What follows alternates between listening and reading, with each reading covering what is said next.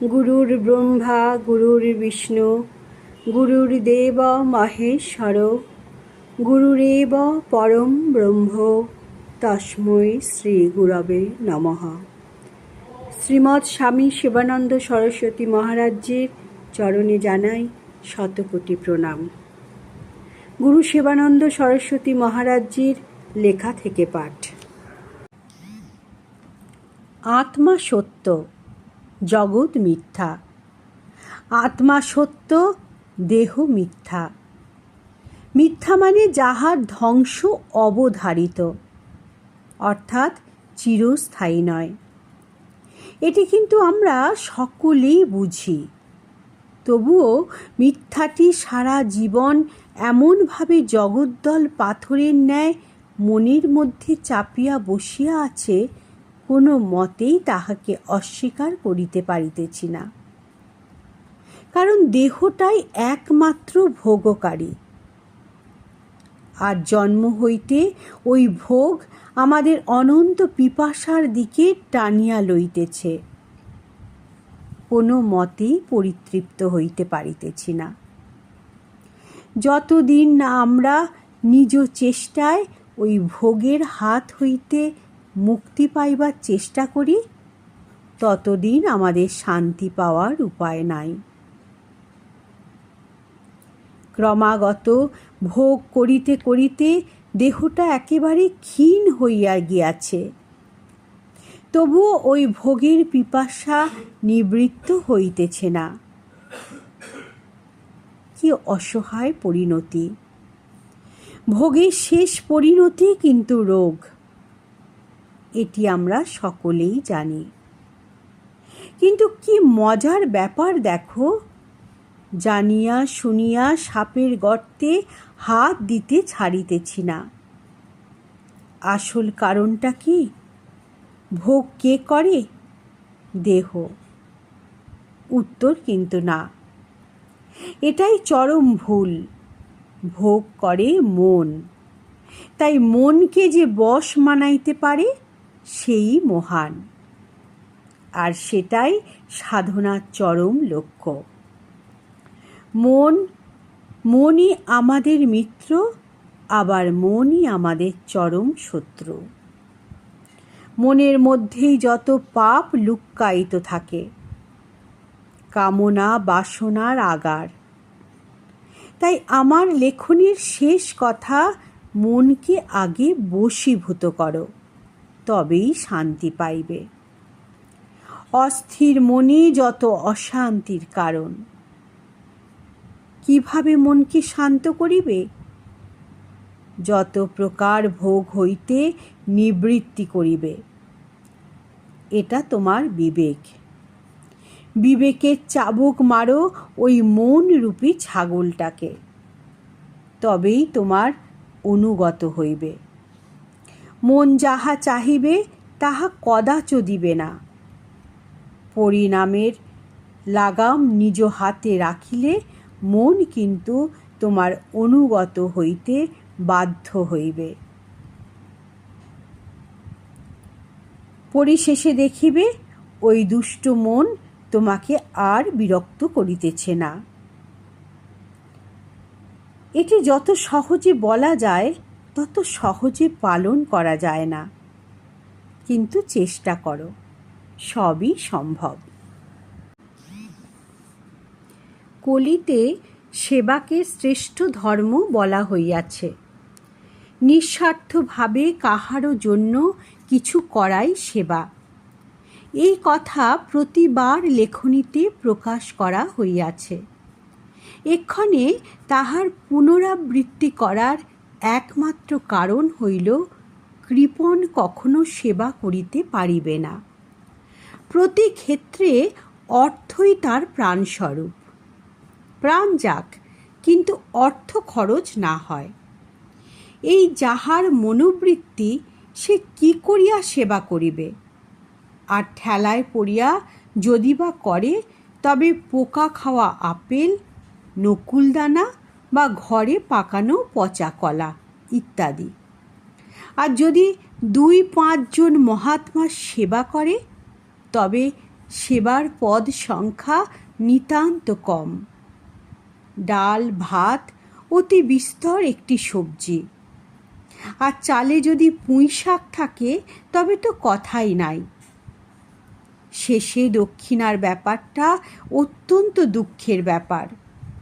কোনো রকমে 10টি টাকা, তা আবার স্ত্রী দিলে স্বামী নয়। এত কথা বললাম তিক্ত অভিজ্ঞতা থেকে, যাহার ফলে আজকাল আর কাহারও বাড়িতে সেবা করিতে প্রবৃত্তি হয় না।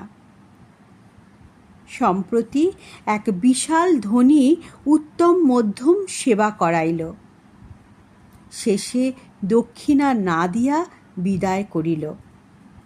আমরাও আর কিছু বলিতে পারিলাম না। আসলে অনেকেরই জানা নাই, ভোজন করাইলে 10, 20, 100 যার যেমন ক্ষমতা সেই মতো দক্ষিণা দিতে হয়। শাস্ত্রে বলা আছে, নিঃসঙ্গতাই সন্ন্যাসীর মুক্তি লাভের দ্বার। আরও বলা আছে, অরতি জনসংশোধী হতে হবে, তবেই শান্তি পাওয়া যাবে। কিন্তু আমরা সর্বদাই ইহার বিপরীত কর্ম করিতেছি।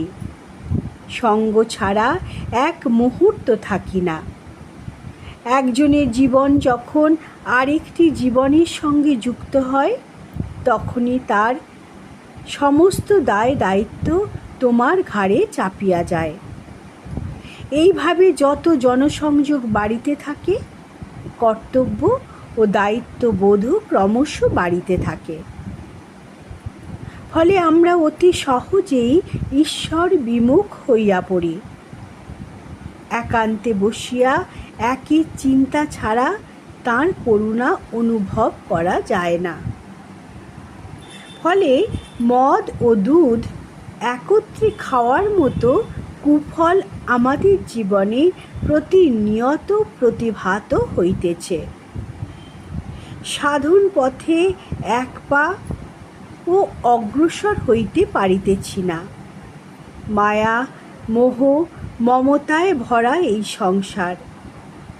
যতদিন না ইহাদের হাত হইতে রেহাই পাইব, ততদিন, অর্থাৎ জন্ম জন্মান্তর ধরিয়া ওই গড্ডালিকা প্রবাহে কখনো ডোবা, আবার পরক্ষণে ভাসিয়া ওঠা।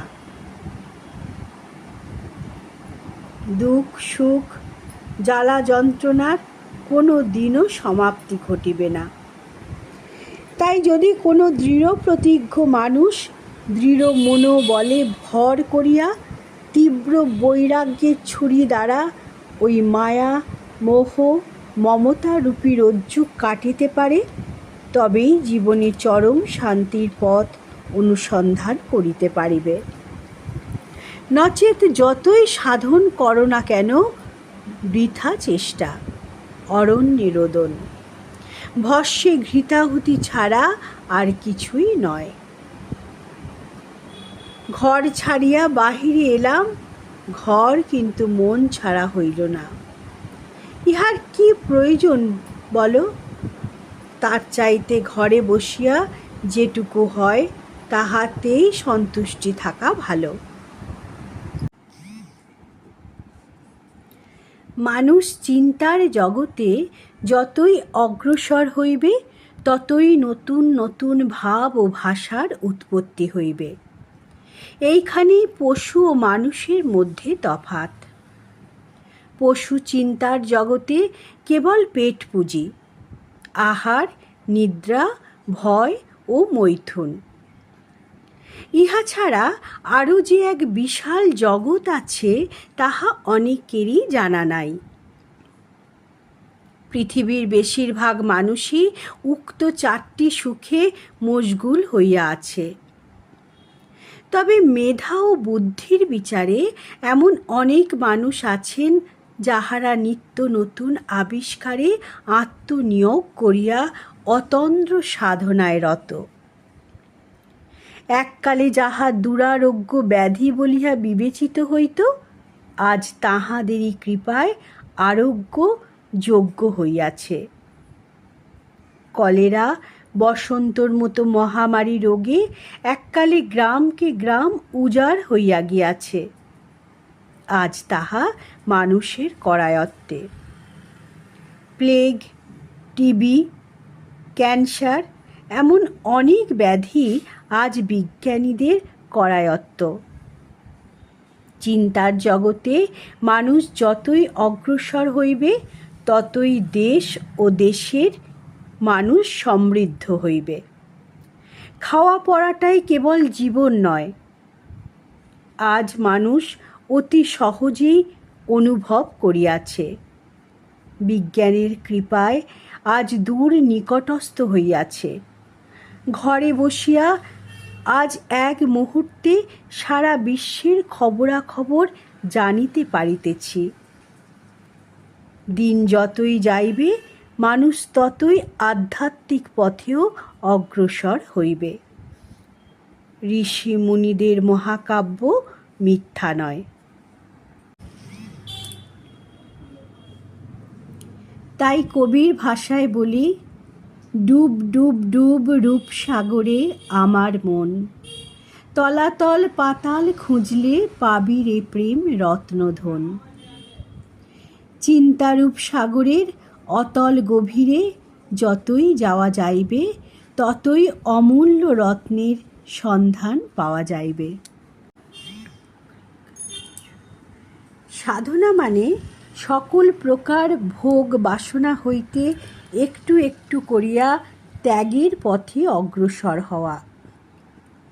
শরীর রক্ষার্থে যতটুকু নিতান্ত প্রয়োজন, তার বেশি মোটেই নয়। ব্যাপারটি যত সহজে মুখে বলা যায়, পালন করা কিন্তু মোটেই সহজ নয়। জন্ম জন্মান্তর ধরিয়া ভোগ বাসনায় রত থাকিয়া এক জনমে ত্যাগ করা দুরূহ ব্যাপার। ইন্দ্রিয়, মন, রূপই সদাই ভোগে রত। তাই প্রথমেই চাই মনকে বশীভূত করা। তার জন্য চাই আহার সংযম, ভাতে মারা। মন তোমার অনুগত হইতে বাধ্য হইবে। মন যাহা চাহিবে তাহাই দিব, এটি মোটেই নয়। কাম, ক্রোধ, লোভ নরকের দ্বার।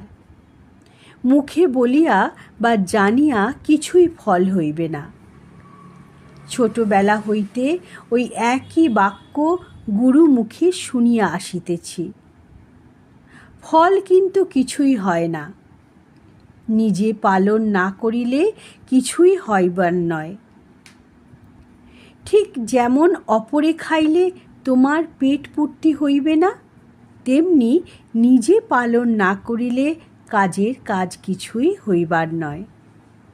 তাই সাধনা করো। সাধনা করিয়া আগে নিজের মনকে বশীভূত করো। দেখিবে সমস্ত জগৎ তোমার হাতের মুঠোয়। নমস্কার। প্রার্থনা করি সকলে ভালো থাকুন, সুস্থ থাকুন। আর আমাদের এই নিবেদন যদি আপনাদের ভালো লাগে, তাহলে অন্যান্যদের নিকট এটি শেয়ার করে দেবেন, যাতে তারাও পূর্ণার্জনের পথে এগিয়ে যেতে পারেন। জয় গুরু।